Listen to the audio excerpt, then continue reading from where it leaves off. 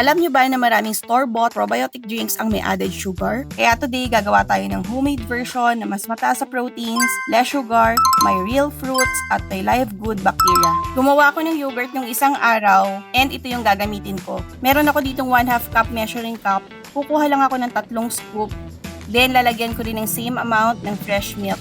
Bale, 1 and 1/2 cup in total. Pwede rin kayong gumamit ng low-fat milk or even almond milk if you prefer. Next, add tayo ng 3 pisngi ng hinog na mangga. For sweetener, gagamit ako ng Equal Classic. Naglagay muna ako ng isa, then blend, and tinikman ko lang. Kulang pa sa tamis for me, so nag-add pa ako ng isa. Blend lang ulit hanggang smooth. Then, magdagdag tayo ng mango, pero this time, hindi na natin i-blend yan. Mix nyo lang para may real fruit bits. Make sure lang na magkaiba yung spoon nyo na pang tikim at panghalo.